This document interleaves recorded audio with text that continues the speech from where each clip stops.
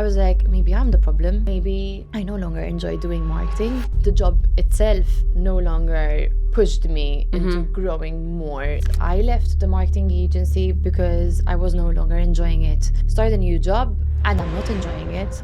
So what does that mean? That's Kim Lowell. Kim is a truly passionate marketing leader with over 6 years of brand management, and she's also the CEO and co-founder of Sour Punch. In the beginning, imposter syndrome, whether I can do it or not, and questioning every decision that I take. How do you keep the team agile enough to keep up with that demand? Have an open line of communication and that you trust, that they trust that they can come to you with their problems. We discuss, we voice everyone's concerns, and then we come up with a tactical plan on how to solve them. Did you ever stop and say, shit, I made a massive mistake? Hi, and welcome back to Setting the Pace, episode 9. It's been a while. I took a bit of a break because things just got a bit hectic, but I'm so happy and lucky to be back in this chair and back with hopefully people listening, doing something that I really, really love. So before we jump into it, I'm going to be that annoying person on us that you subscribe, like, follow, comment wherever you're listening to this episode. It really does make a difference and I really, really appreciate it. So thank you very much. So today is another great episode. So today I have someone on that when I first asked them if they would like to be part of the podcast, they were like, me? Kind of, why me? And I really love it when I get guests that answer a request for podcasts like that, because it just goes to show, number one, how humble they are, and also that they have no idea the impact that they have on the people around them, whether they're running a big company, a small company, a sport or whatever it is. And it's just really exciting to kind of give them that platform and that light to see themselves in a different view. So that's super cool. I'm very fortunate that I can do that. So in today's wide-ranging episode, we talk about redefining your personal identity, unexpected career detours, which I'm sure we've all had, quarter-life crisis, and also a career crisis in the middle of that, quitting a job without a plan, how working in marketing has evolved over the last 5 years, and the inner journey of leadership. I'm super excited for today's guest, and that's Kim Lowell. So Kim is a truly passionate marketing leader with over 6 years of brand management, and she's also the CEO and co-founder of Sour Punch. Sour Punch is a marketing agency that focuses on innovative, collaborative solutions, and I really believe that their power is that they are just very passionate people. I had the pleasure of going on set of one of the projects they're working on, which is Big Brother in Malta, and they're just working on shift around the clock, really passionate with what they're doing, and it's really cool. As a marketer, I'm a bit of a sucker for these things, and so I was super excited to be let into a little group of this marketing agency, and had the first view of what they're doing. So Kim is a very passionate person, and she's someone that really thrives in a challenge like no other. And today we're going to talk about how she managed to merge two of the biggest loves of her life, which is dance and marketing. And it's a really exciting conversation, and I'm really excited to dive right in. So let's go. Hi, I'm Maria, and welcome to Setting the Pace. This podcast was born out of the curiosity to understand the mindset behind the outcomes we spend years chasing, be it in sports, business, relationships, and everything in between. I want to learn more about the person you become and achieving anything that's worth your time, and how you can set the pace to get exactly there. Hey Kim, welcome. Hello, thank you. So everyone listening, this is Kim's first podcast, and I'm really, really excited that you're had your podcast virginity on Setting the Pace. So welcome. Thank you very much. Cool. So we're just going to jump right in. Yeah. So if someone met you for the first time and you were going to introduce yourself, how would you introduce yourself differently than you would have 5 years ago? So today, I would say my name is Kim. I am the CEO and co-founder of Sour Punch, which is a marketing agency full of different people who strive to do things differently in the marketing sphere. Leading my career towards this path wasn't always the plan. So I think I just followed my heart and the passion in terms of wanting to tell brands and their stories in an authentic way. And other than that, I also lead with kindness and positive energy as much as possible. And also outside of work, I have a passion for dance. Nice. And so, obviously, a big part of who you are is that you are a professional dancer. Yeah. And what I found interesting is, and one of the reasons why I wanted to have you on the podcast is because dance is a sport. Yeah. And you held it in such priority in your life and high regard for all of your life. And it's taught you so much and it's kind of made you and who you are. So what was it like growing up, having dance almost as like a career? It was a career, and into how it's led you into present day kind of work ethic.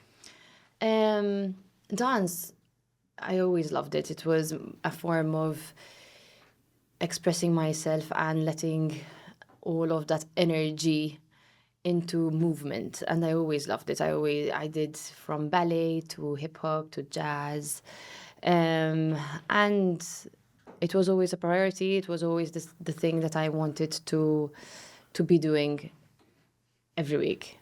And thankfully, I had a family that could support me in doing so, and were very, very ecstatic and happy that I was doing them. So coming to all the shows that I had been doing and everything else, and I also grew up also then continuing that within a dance school and company. That meant that from 14 then we started having shows, getting paid for them. We were a tight-knit group of people as well. Girls, all girls, and some guys, but mostly girls, doing very exciting shows at 14, 15. But training and working very hard for them. So we used to train around 6 hours a week at least. And dance always came first. So whether it was birthdays, events, family, if I had rehearsals, I had rehearsals. I couldn't do anything as in that came first.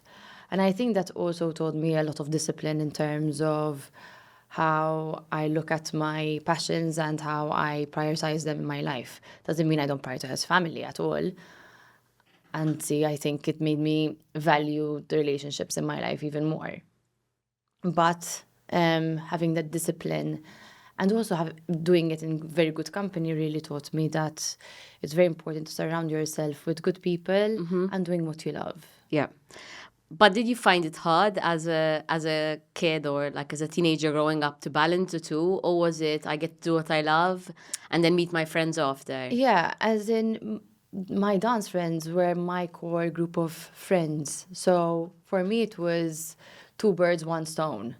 It was my way of socializing and hanging out with my friends, but also dancing and having fun. So I never saw it as it hindering my other things or my plans. If I still continued going to school, but at the same time, I had rehearsals in the evening. Sometimes we make a hangout out of it. We get a juice or a smoothie on the way. So you never had to choose. It was everything I get to do all in one. Yes, I would say so. Nice. Again, I had support, so I wouldn't be able to do it on my own. Of course. But yeah, I don't feel I had to choose. And so dance, huge part of your life. You've done it, you did it from a very young age, all through your teenage years. And then you get to around your 20s, which is university.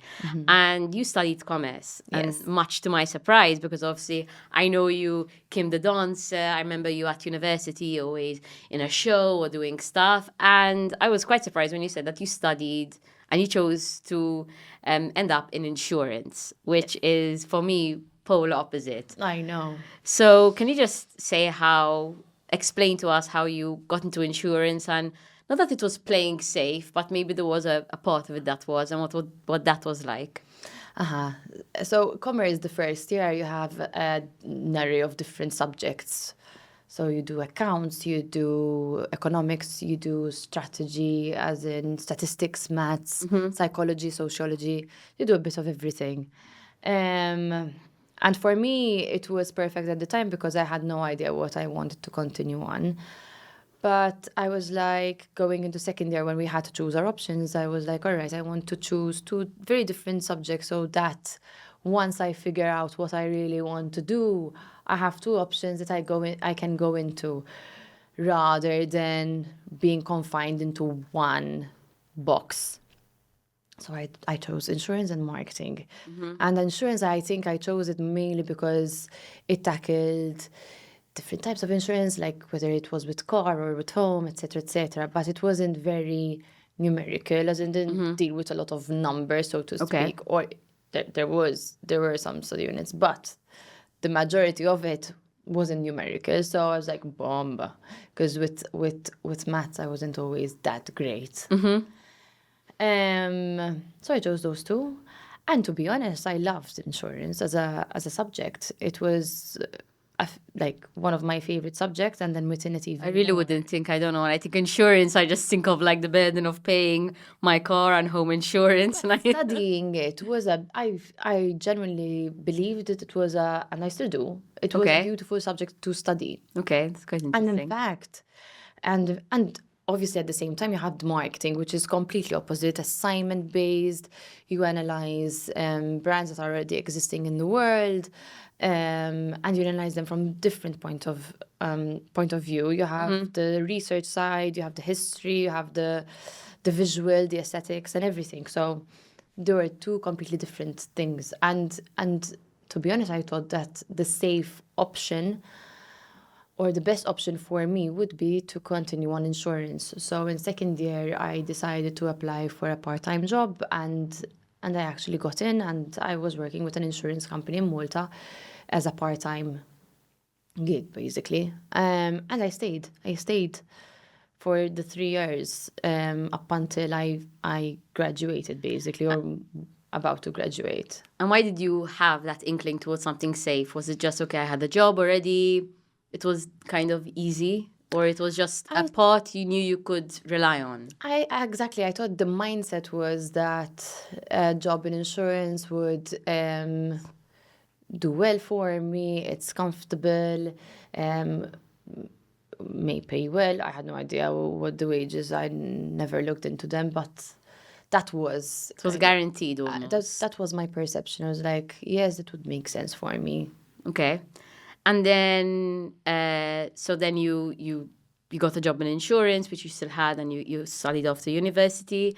And then you decided, okay, there was just like this little itch in your gut. And you're like, maybe a bit too safe. What did that feel like? So to be honest, the itch came a bit before I graduated because thankfully, because I started working in insurance, I was getting the experience firsthand of working in insurance. And even though I really liked the job, I was like, I need more. I need versatility and fast paced.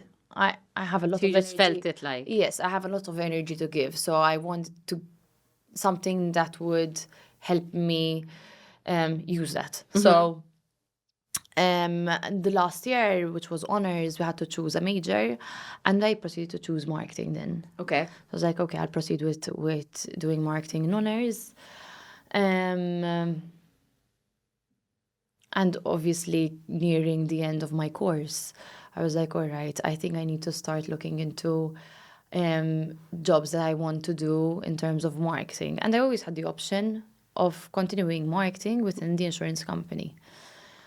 But I felt that I needed more anyway. So, because I genuinely wanted something that I didn't want to focus on one brand, on one type of service or product. I wanted to have the experience of doing marketing and exposing myself to different markets and industries at the same time. So that's when I decided to look into working at a marketing agency. And thankfully, I had applied, going back and forth, met them, etc., etc. And then I managed to land a job at a marketing agency a bit before I actually graduated, actually. And then continued full-time as soon as I finished. And how many years were you at the marketing agency? Nearly 5. nearly 5 years. Nice.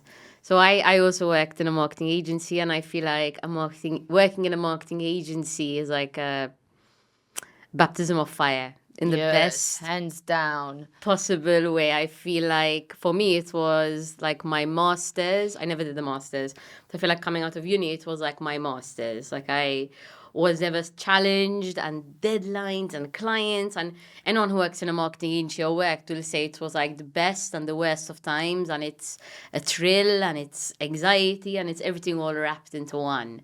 So how was it for you? It was literally the same. I didn't know how I could apply whatever I studied during university in my work. Anzi, piuttosto bil contra, I always used to do the assignments for the sake of doing them because I wanted to pass. And not actually understanding what I'm doing. And then when I actually started working at a marketing agency, I realized, this actually happens. Whatever I learned or the theories that I studied. Like SWOT analysis is real. Exactly. I was like, all right, I actually apply this in my work. But it was a baptism of fire. It's very fast-paced. We had very good clients. But everyone was very in a similar vibe, as to what I enjoy, as being surrounded by people. Dynamic, challenging, want to Exactly, tie deadlines. Exactly, but at the same time, very good communication between everyone, very welcoming and everything. So it was a baptism of fire, but it was an environment where it was perfect for me because it was a challenge, and there were people that I could consider my mentors in order for me to grow. So, and again, it was kind of replacing what I used to find in dance as my hangout place, and I'm fueling my social battery. I found that would work then. In this marketing agency, it felt like a family. So it was fueling my social energy as well. So it was perfect. Yeah. So that was 5 years, and so then if I'm correct me if I'm right, that was then right up until COVID. Yes, during. Actually. So I feel like there's always this. I was actually speaking to my family about it yesterday. It's like everybody, obviously alive now, has this arc in their life where it's like COVID, and like COVID is like this kind of defining moment for a lot of people. And so for you, it was right in the middle, well, almost at the end of your marketing time at this agency. And COVID hits. Yeah. Working from home, you're a very social person. All of a sudden, you're rolling from bed to your laptop. Literally. And obviously working on briefs and campaigns and all of the client things. What was COVID like for you? Oh, disaster. Okay. As in from a marketing agency point of view, and my colleagues and management, they did the best thing that they could have done in terms of shifting us to work from home. Keeping the business going, basically. Exactly. Doing everything digital. And I think to a certain extent, it also helped us with being more efficient with our time. But for me, I love the fact that I go out and meet different people and go on site and see what projects we're working on. I love that aspect. So removing it completely, in the beginning it was fine. It was like, all right, it's a new challenge. So I'll take that. You were sorted. You love a challenge, so it was perfect. But then when the challenge prolonged, I was like, this is no longer a challenge. I can't do this. And then also because you removed the element that I loved so much about my work, I started realizing that I was kind of plateauing in terms of the skills that I was gaining. In terms of, I had done so many years at this company, at this agency, and my skills, I think I felt like I've taken as much as I could from them. And quasi was doing everything. Automate, like on autopilot mode. Exactly. So that's when I started kind of thinking, is this what I want to keep doing in my life. So that silence was a bit too deafening, and you were like, okay, there's actually problems, but being busy, the agency environment, it wasn't quite enough for you to realize. And then you had that moment. Exactly. And it was a bit of a dilemma because I loved the company. I loved the people that I worked with. I loved the clients that I worked with. But the job itself no longer pushed me into growing more into what I wanted to be. As in, I still don't know who I want to be in terms of, I think it's a work in progress. You constantly are always growing and learning new skills. It never stops. So I was questioning, is this still the place for me? And I wanted to see whether there was a way for me to stay there, but growing still. And obviously with COVID and restructuring and having smaller teams, there wasn't going to be a place for me to keep. It was what it was. Yeah. All fair game to them, but... Yeah. It wasn't a nice feeling because it felt like a breakup, you know, as in I had been with these people for 5 years. I don't want to leave. But at the same time, it's no longer fulfilling me. So I wanted to see what else I can do. Yeah. And that's where I decided to make the shift to client side. Okay. So I think towards the end of 2021, that was. You applied for new jobs and you got a Exact- job on the client side. So you went from marketing, but you were always working for clients, that now you are the client actually probably seeking out a marketing agency. Exactly. So this time round, you are working with a company leading their marketing, leading their brands, and possibly also it was no longer leading multiple brands in different industries. It was one industry tackling their brands and obviously being in line with business objectives. Yeah. And it started off very well, as in everyone starts off very Sensing a butt. yes, as in everyone starts excited in a new job, as in if you don't, it's an answer in itself. Yes. But I quickly started to realize that possibly it wasn't for me either. I couldn't pinpoint exactly what it was, whether it was possibly I couldn't connect with the brands that I was working with, or possibly it wasn't because there were the brands I couldn't connect with them. It was more of the fact that I was tackling one industry only. There were some differing opinions and Different ideologies. exactly. So it was a bit of everything, but I couldn't pinpoint exactly what. Maybe it was you. Maybe it was me. You were unhappy about something else. And that was, I think, the worst of them all, because I was like, maybe I'm the problem. Maybe I no longer enjoy doing marketing, because I left the marketing agency because I was no longer enjoying it. Start a new job and I'm not enjoying it. So what does that mean? Yeah, it's a tough spot, and I went through this. I know a lot of people have gone through it, and I mean, it's first world problems, right? But you end up feeling a bit like a brat because you're like, okay, so I have the title, I have the wage, I'm getting the experience, it's a great team, I have stability, and I'm still not happy. Yeah. So you keep on changing these variables, and you're saying, okay, common denominator is me. Exactly. I'm still not happy. And everyone around you is telling you, but it's really good and you have a really good job. You know how lucky you are. And you're like, Exactly. why can't I feel it? Exactly. And it's a tough spot. You're also late 20s. You should have it all figured out. Everyone in Malta tends to be a bit, well, not everyone in Malta, everywhere tends to, be very like, okay, this step, this step, this step. Yeah. And you're just like, okay, and I'm still not feeling it. So how did you move through that like energy where everything just feels wrong and you're getting frustrated with everyone around you, you're fighting with your family, maybe with your boyfriend, and oh my God. That was the worst of them all. I was seeing myself or feeling myself not being myself.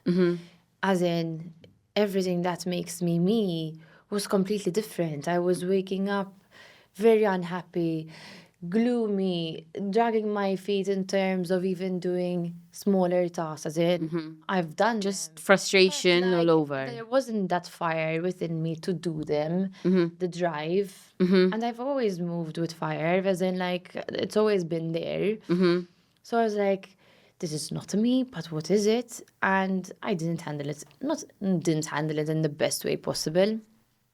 But I was like, all right, I need to figure it out. But the feeling was really not nice. But I gave myself a timeline. I was like, okay, I'm going to give myself this amount of months. And then I'm going to figure out whether I should, if I still feel the same way, I will quit. Yeah. And that's what I did. I spoke to my senior, and I told him, listen, I've tried to make it work. I don't think it's gelling for me. And they really supported me in trying to Figure it out. and also what my next step would be. Okay. But obviously, Couldn't. I wanted to be very careful with my next step. I didn't want to just get in another company or or have a new job or a new title or whatever, but not actually being careful about the decision. I want to make sure that this is it. Because otherwise, in a year, you'd be in the exact same position. Exactly. And I like having my kind of place in terms of whether that is a company or anything else. I like to have my place there and trying to make a difference, whether it's small or big. So I was trying to be picky. Okay. And in this moment, did you ever stop and say, shit, I made a massive mistake? Like I was at a good agency, I had it figured out, I was valued, then I started this new job.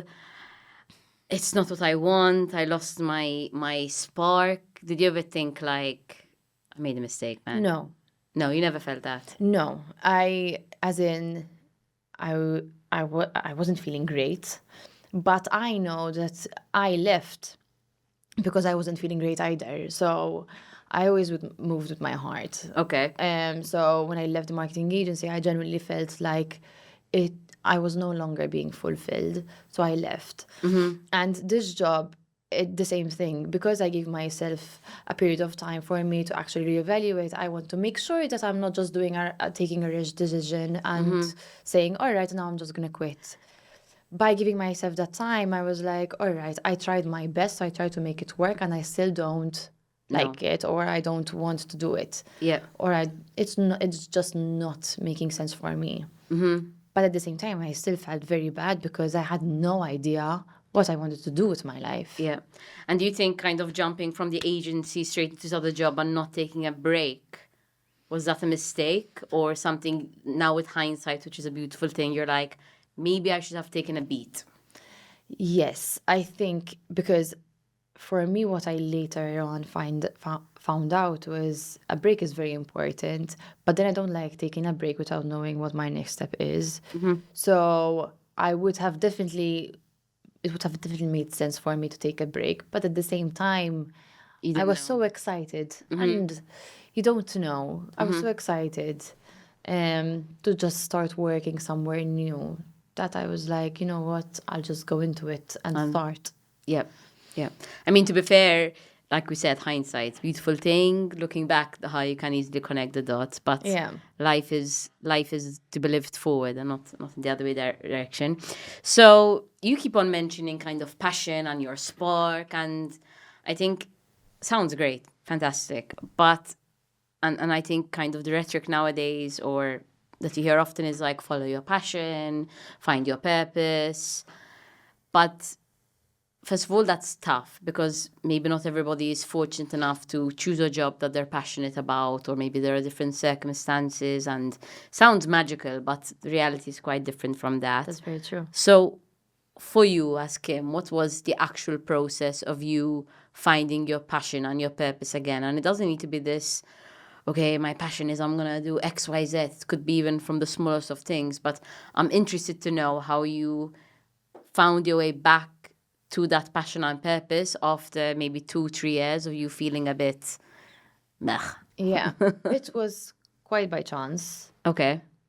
But looking back, it made a lot of sense. Just at the time, I still wasn't sure whether I still enjoyed doing marketing or whether I just needed to change everything.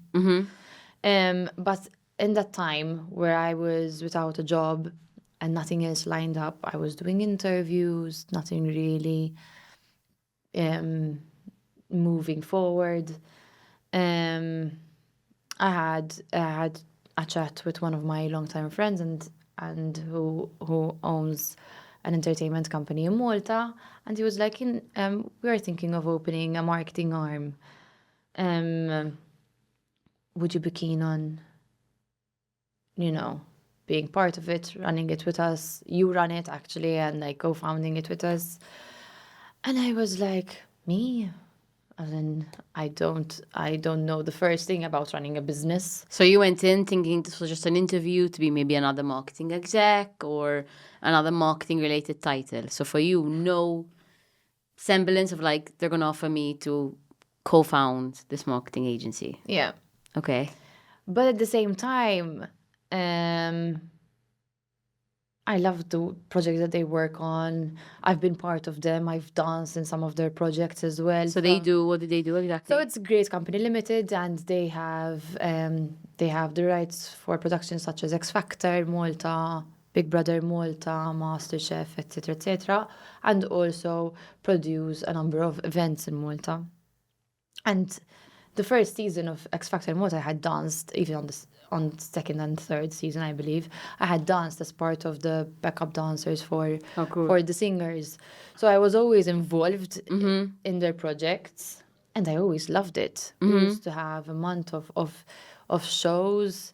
I'm there with all my friends, but the vibe of being backstage, of the rush of seeing a show come to life, I loved it. So when this opportunity came along, I was like, what do I do? Because it sounds like the perfect thing. At least it's like marrying the two things that I love. But at the same time, I didn't feel like I was experienced enough to do it. So I was like, what do I do? And I remember I had a chat with my dad. So a lot of imposter syndrome, like me, a leader, like I don't even know, especially after your confidence was at a low back then, because you were back to back a job you were happy with, then not happy, and then you were like quarter life crisis, and then they're asking you to be a leader, and you're like, me? Exactly. And I remember being in the kitchen at home with your dad. Okay. And I told him, they just offered me this. What do you think? He told me, no, Kim. He told me, I always imagined you like leading something of your own. He told me, I think if you had to do it, it makes sense to do it with them. And I told me, as in, I'm pretty sure you'll be good at it. And he saw his approval, or his kind of like, you've got this, was the right push for me to actually say, okay, I'm going to give it a try. And that's how it started. Okay. So, and I mean, so when we started this podcast, in the intro, I said that you managed to merge the two. And this is what I meant, that you spent your life so far kind of, okay, dance was a priority and I had work. And now you manage, because life's a beautiful thing and hopefully things work out like this for everyone listening, you managed to find a way to merge them together. So you are now in charge, heading teams that are marketing for the events that you used to dance at, which probably maybe 10 years ago would be like as if. Yeah.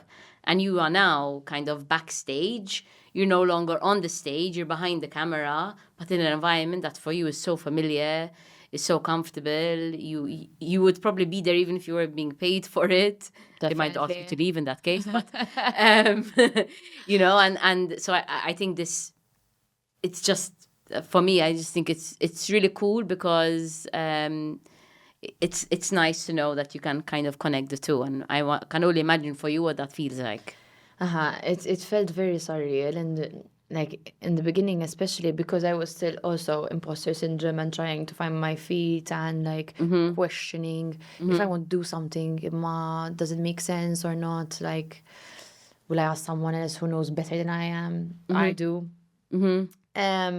But then when the dust settled and you actually take a step back and like find yourself in the middle of a Robbie Williams concert, you'll be like, yeah, This is why I'm doing it. Yeah. this is exactly what I should be doing, and I love it. And you found that energy again, that challenge. Not sure how we're gonna do it, but I'm enjoying that I don't know. Let's Fire figure it out. lit That up fire. again. Exactly. And I was like, yes, this is it. Yeah.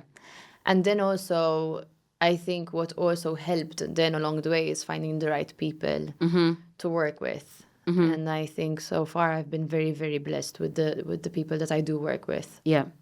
And so I'd also like to like draw out and like tease out a bit. So rewinding a bit, so you're starting this company together with the people at Great. And was it like kind of, were you privileged enough because you get to start this company and you don't need to worry about money or a loan or rent or leading a team? And so it was easy for you to take this step, or was it? No, definitely not. Obviously, it was like starting from scratch, like everything that I had gained from 6 years experience in marketing. I was like, all right, it's like I have to go back to the very beginning. And even in the beginning, I used to do everything myself. So whether it was client handling, the strategy, uploading on social media, writing the captions, did some design work. Everything. I had to do everything. And then you start liaising with some freelancers to help you manage the workload better, delegating. And that's how it started, slowly. But no, it wasn't easy in the beginning, as if I was about to start renting a place to live. So again, the financial was... It was not the right time, No. but it was either now or never. Exactly. With a dog at the same time, it was like, this is the worst time, but I could do it. Your dog didn't know any it was having probably the best time, but anyway. Definitely. And I am the kind of person that if I'm going to do something, I want to do it well or to my best ability. So I was like, I'm not going to half-ass it. If I'm going to do this, I'm going to do it well. But at the same time, I'm stressing because I know I'm going to do my best at it. But can I handle it? Can both from a financial point of view, from an emotional point of view and mental. But I think it's when you put yourself in those situations, you actually start growing as well. Yeah, I think a lot of people say that. I mean, it's definitely true for me. And for a lot of people I surround myself with, like, and I think if I had to probably ask a lot of people, probably even you, like, when were the best moments? They were probably the most stressful and challenging. Oh, definitely. But you were like, thank God I took that leap. Yeah. Thank God. Yeah. Thank God. So now you are a team of 6. Yes. And you've got designers and editors and social media peeps and like a Rolodex of freelancers. And you're now running a marketing agency. So you went from working in one to now leading one. How has an agency changed from 6 years ago to now? I mean, AI and Jesus Christ, social media platforms, everything is so fast. I mean, Very I work in it as well. And I just feel like I create a video, edit a video, push it out, boom, 10 seconds, someone sees Exactly. it, done. And you're like, no, you know how many hours I spent on that? Exactly. As in when I started, we're a massive team. So it was a massive teams at the time and focusing more on the large scale campaigns and the brands, which are still very important nowadays. But I think even after COVID hit, especially, everything shifted to digital. People are very much on the go. So you need to grab their attention very quickly. And with the world of social media and AI, It's fast. content creation has exploded. Exploded. So there are the brands and the campaigns that you still do, but then there's a lot of content creation that is happening on the fly, as you say. You work on something, you brainstorm, and then it's out, boom, on to the next right away. And I feel also from a team's point of view, I think teams are getting smaller in terms to be more agile. Okay. At least that has been my experience.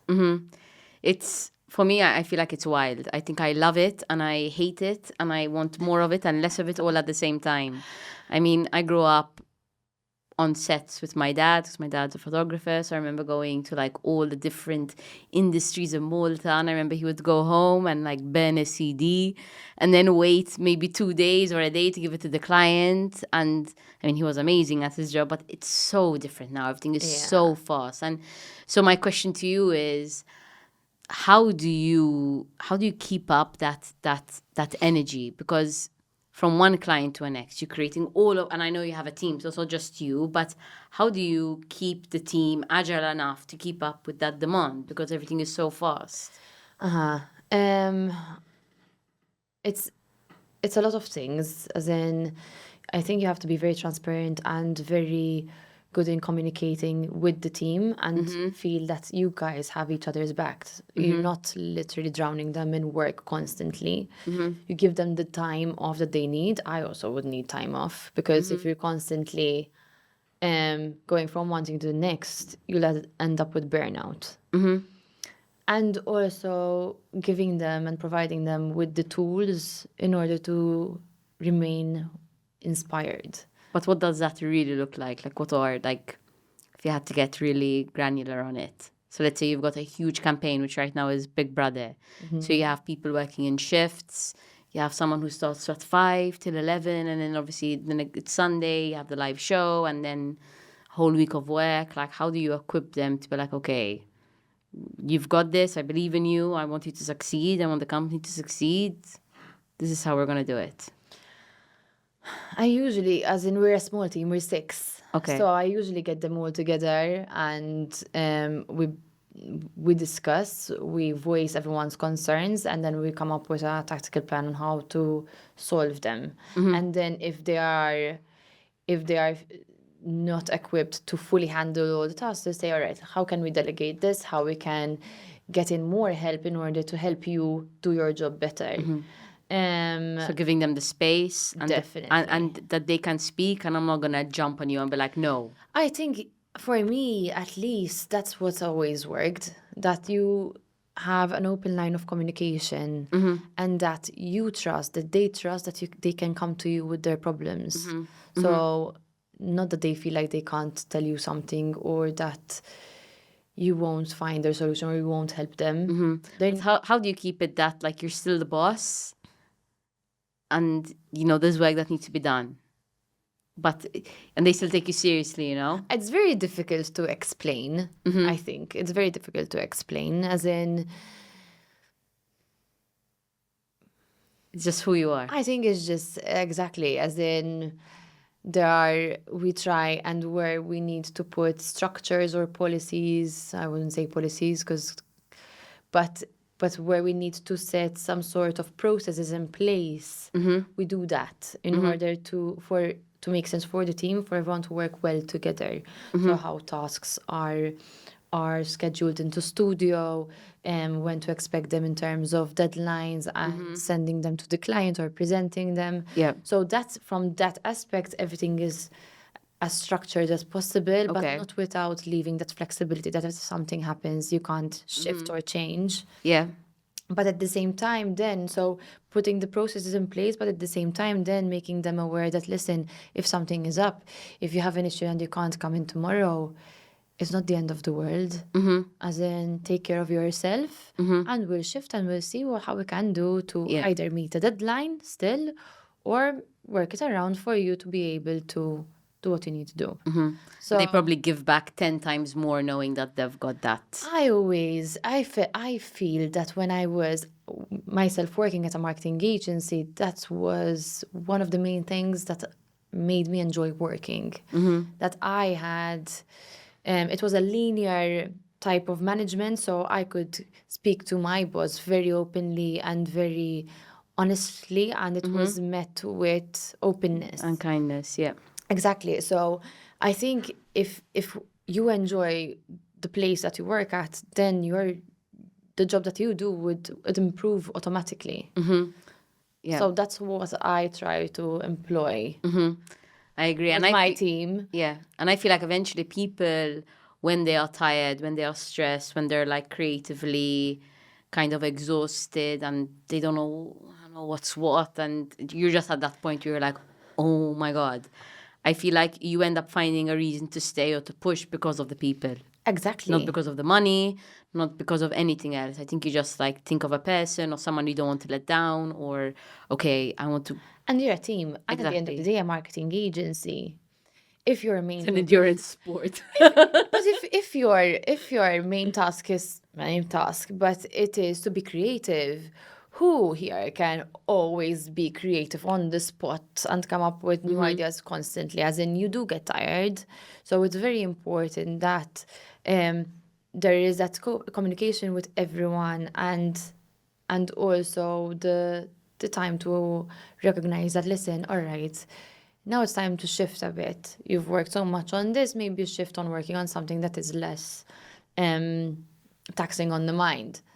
So I think it's very difficult. So I think making sure that you have a good communication and trust between the team is the most important thing. Okay. And as your business scales, you're bringing on more clients, more people, more everything. How do you keep that line of communication with your clients and that individual attention? Because I feel like with a lot of marketing agencies, or even just marketing in general, I feel like at the beginning it starts really strong. In fact, I have one of my clients who he made a remark that I think is forever imprinted in my brain. He was like, marketing agencies are always the same. At the beginning, they sort of really well and strong, and then it kind of fades out. And it's something I'm aware of. I know before this podcast, we obviously spoke about it. How do you keep that level of energy and fire that you speak about so passionately about with clients that are with you for a year, 2 years, 3 years, hopefully forever, or not, whatever. But how do you keep that kind of energy up there? I think it's building relationships as well, as in it's with clients similarly to how I tackle the team and how we operate.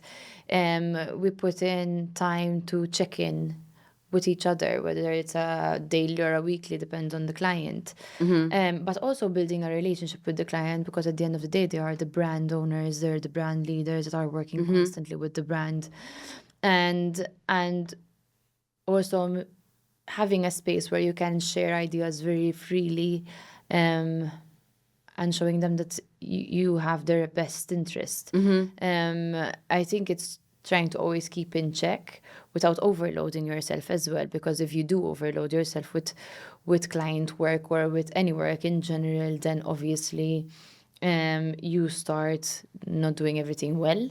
So I think it is keeping yourself in check as well. Yeah. And also trying to stay inspired by things that are out there. Yeah, so like going to conferences, Exactly. getting inspired online. And when it comes to accepting more work, so you're a small agency. Yeah. So obviously you've got a cap, just like everybody else does. But, you don't want to leave money on the table. You have people to pay. How do you kind of, maybe sometimes you need to turn clients away or you don't? You say yes to everyone.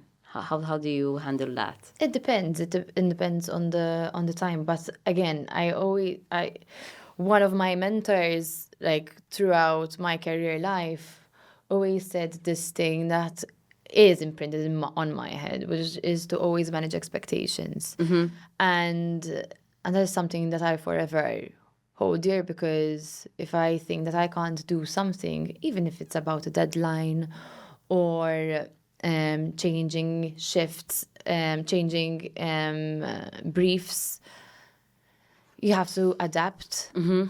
But the one thing that remains is to manage people's expectations. So if you can't deliver, if you can deliver, but not for now, we can help you, we want to support you, but we can only do so in 3 months' time. I'd much rather do that than deliver work that is not up to standard or quality. Once you have that bad reputation, it's very hard to get back. And it's not something that I I want. Yeah. So I'd much rather tell you, listen, I can't help you for now because we're maximum capacity. But Which isn't easy to do, let's it's not be easy honest. to do. But at the same time, I'd much rather do that than give you, Half of what? Yeah. yeah. Fair enough. And so one of your big projects at the moment, so you've worked on Pride Week in Malta, right? Yeah. You did X Factor. You've also just recently done the Eurovision Yeah. here in Malta. And at the moment, probably one of the biggest projects to date is working on Big Brother, which is the first time that it's happening in Malta. I also visited the Big Brother set, which was super cool. I had never been like on such a big set when it comes to, especially since it's the first time in Malta, no one has.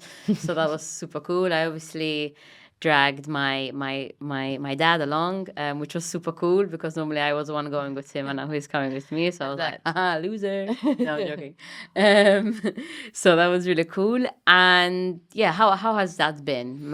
Obviously, you were a bit scared at the beginning. It was like, oh my God, live show, live editing, a lot of eyes. I think you had, I don't know how many, hundreds of thousands tuning in every week. Yeah. So what's that been like? It was very scary in the beginning and quite stressful, if I have to be completely honest, because it was.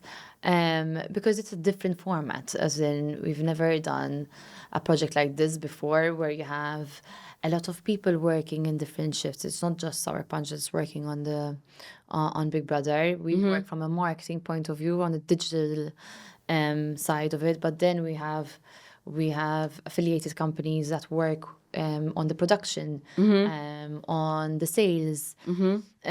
So it was finding a balance of working with everyone, but everyone is feeling the heat a bit and trying to find our feet in how to tackle it and how to deliver a great project. But how that then rolled out was listening to what the public is saying, like keeping your eyes out and seeing what people are saying on social media, on media forums, etc., and shifting and navigating that accordingly, putting together the team and making sure that we are covered from every aspect, but at the same time that we have a structure where we're constantly shifting each other so that no one is literally exhausted with work. So the first few weeks were quite challenging, but at the same time quite nice and exciting because it's something new. It's never been done before. And you're part of it. You're helping making that happen. I think that naivety as well sometimes is fun. Yeah. Because you don't know what's coming and you're like, okay, we're just going to have to figure it out. Exactly. Just being in the mud and just trying to figure it out while you're in it. So. Yeah. And kind of learning how to manage that stress of leadership where everyone's tending to you and be like, okay, what do we do? How do you manage that, or you just figure it out as you go? I just figure it out as you go. And sometimes you just have to take the leap and try some things. They're not always going to work, especially when you're testing something new. It's like we do with A/B testing on online platforms. You test something, see whether it works or not, and then if it doesn't, you shift to something else. Yeah.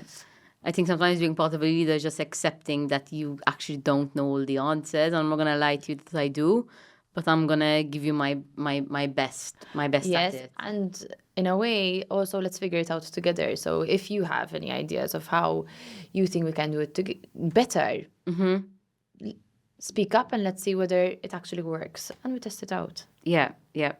And when it comes to kind of your self-esteem as a leader and whatever, have you seen a shift where you're like a bit more confident now rather than a year ago 2 years ago when you guys were starting out? Oh, definitely. Oh, in the beginning, imposter syndrome, whether I can do it or not, and questioning every decision that I take. Today, I say I'm more confident in taking certain decisions, and if those don't go the way that I want them to, it's a lesson. It's fine. We move on. Yeah. Learn from it and move on. Yeah. So Yeah. It's a work in progress, constantly. Always. Amazing. So I just have a few last questions. So now, success. What does that look like to you? Quite a loaded question. I think it's just mainly seeing the people that I work with, my colleagues, grow in their own right. So it's not just about having a team. I want people to succeed as much as I can succeed, if that makes sense. So I think the biggest measure would be that. That seeing someone from being a junior to becoming a senior, for example, and leading in trying to tackle a project which they feel intimidated by to now leading it completely on their own. For me, that's what success looks like. And also working with people that can be beneficial to you and to your own growth as well. So whether that's scaling up the company, there's not a good, I wouldn't say there's a number that I want to achieve and that's my success. No, it's more of like, if that makes sense, who are we bringing in that is going to push Sarpanch from here to here? I think that's what success looks like. It's really nice to hear. And personal and professional balance. Can you have both? Is it a mix? How do you view it? For me, I manage it because I love what I do. So for me, it doesn't feel like I'm working Or you have to choose? or that I have to choose. I try as much as possible find time to take a break because it does, as in take a mental break from work. So whether that's going to a dance class, because I still dance, whether that's going to a dance class, or a walk or to travel. I love to travel. I think breaks are important for you, for even yourself, even to come up with new ideas and fresh ideas. It's good to have that mental break, okay, and be inspired by other things. So if you travel, you can be inspired by things that you see while you're on holiday. Yeah.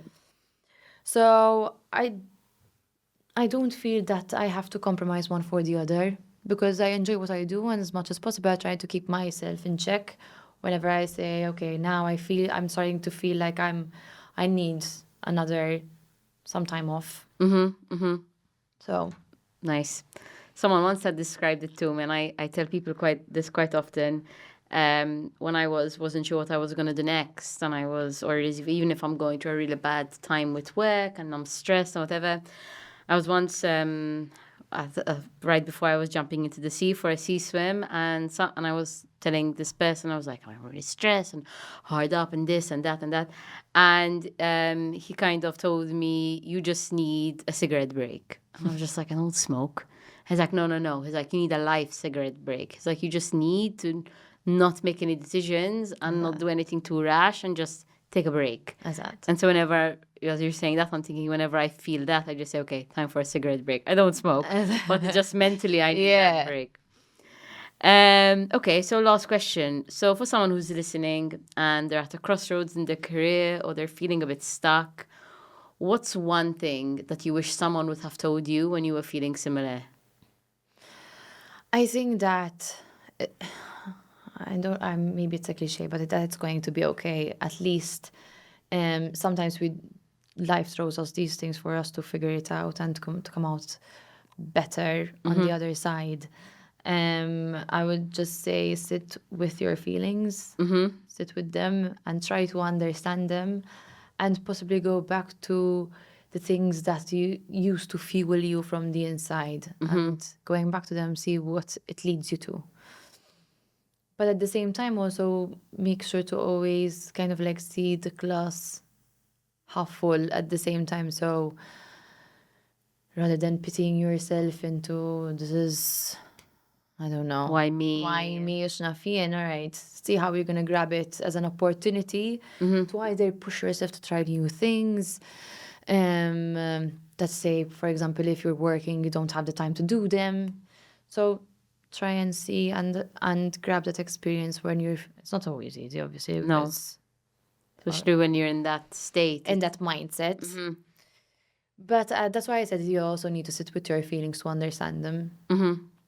Sometimes we just try and run away from our feelings, and that is not good. Yeah. And again, go back to what gave you that fire and possibly see whether it leads you somewhere. Fantastic. Thank you so much for coming on. Thank you, Mar. This was a really, really cool conversation. I love how you never thought you'd be in this position or be a leader and you are all of those things. I think you are probably such a good leader because you don't have that, this is who I am and I'm a leader and say what I say goes. And I think that's probably your superpower. So never ever lose that. Thank you very much. Cool.